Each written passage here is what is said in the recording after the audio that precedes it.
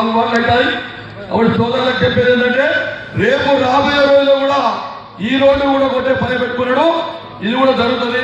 పెద్దలు ఉత్తమ్ కుమార్ గారిని కోరేది ఏంటంటే అక్కడ నష్టపోయిన బాధిత కుటుంబాలకు మన పార్టీ పరంగా మీరు ఆర్థిక సాయం వారికి ఏదైతే రావాలో వారికి కంపెన్సేషన్ అనేది మన ప్రభుత్వ పరంగా మీరు ఇప్పించవలసిందిగా అదొక ప్రకటన చేయాల్సిందిగా దయచేసి. ఎందుకంటే సూర్యాపేట పట్టణంలో ఎప్పుడో పుట్టిన పాత హైవే మీద బతికిన ఎంతో మంది సాగుకారులు నిరుపేదలు కూడా రోడ్డు మీద పడ్డ చరిత్ర ఉన్నది కూడా ఈ సందర్భంగా తెలియపరుస్తూ అందరూ ముఖ్యంగా కోరేది ఏంటంటే అక్కడ బాధితులకు మీరు నష్టపరిహారం అందే విధంగా ఒక హామీ ఇవ్వాలి.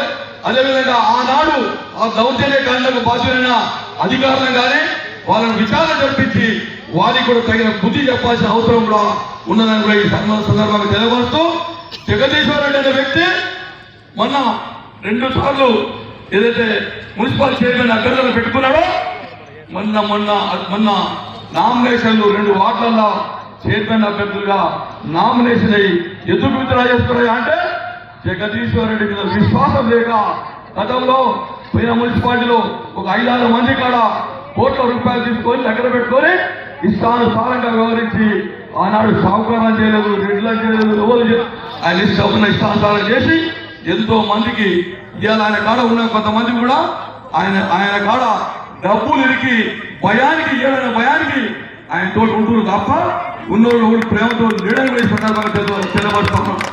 చైర్మన్ పోటీ చేస్తానికి అభ్యర్థులు లేక పారిపోయారు.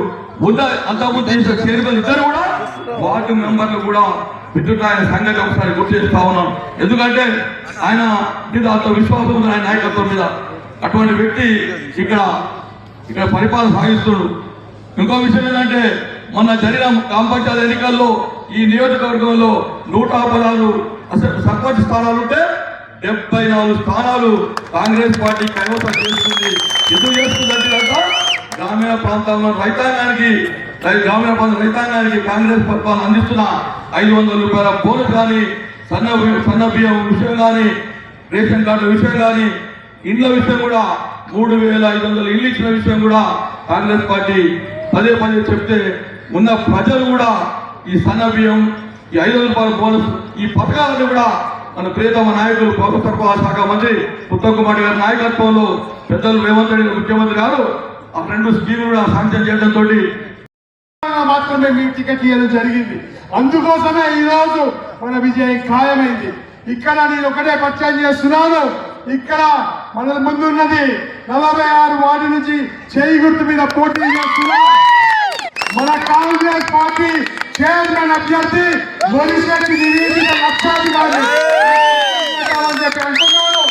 దానికోసం ఈరోజు నేను ఎక్కువ సమయం తీసుకోను. ఎందుకంటే ఒక్కసారి మన ఎన్నికైన తర్వాత మన ముఖ్యమంత్రి గారికి, మన మంత్రివర్గానికి మనం ఇక సూర్యాపేట మున్సిపల్ చైర్మన్ మనం బహుమతికి ఇవ్వబోతున్నాం.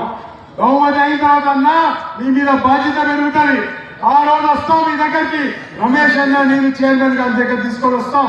ఆ రోజు వచ్చి మీరు సూర్యాపేట మున్సిపాలిటీలో అన్ని రకాలుగా వెనుకబడి ఉన్నది. చాలా మంది అనుకుంటారు జగదీశ్వర్ రెడ్డి గారు 10 సంవత్సరాలు మంత్రిగా ఉన్నారు, చాలా అభివృద్ధి చేసి అనుకుంటారు. కానీ నేను ఒకటే చెప్తున్నానన్నా, చాలా సంతోషిస్తున్నదంటే సూర్యాపేట నాయకులందరూ కూడా కలిసికట్టుగా ఈ ఎన్నికలు ఎదుర్కోవడం అది చాలా శుభపరిణామం. నేను ఎంతో సంతోషిస్తున్నాను. మరి మీకు చెప్పాలంటే కోదాడుదూర్ నగర్ తుంగతుర్తి కంటే సూర్యాపేటలో మున్సిపల్ ఎన్నికలు బెటర్. అక్కడన్నా కొన్ని పంచాయతీలు ఉన్నాయి, కానీ మీరు చాలా స్మూత్గా చేసుకోవడం నేను ఎంతో సంతోషిస్తున్నా. అదేవిధంగా ఒక ఆర్య వైశ్య మహిళని వ్యాపార కమ్యూనిటీ నుంచి ఒక మహిళని మనం సూర్యాపేట్ మున్సిపల్ చైర్మన్ చేసుకోవడం నేను ఎంతో సంతోషిస్తున్న పని చేస్తాను. నివేదిత లక్షాది గారు మన మున్సిపల్ చైర్మన్ అభ్యర్థి, మన కాబోయే మున్సిపల్ చైర్మన్.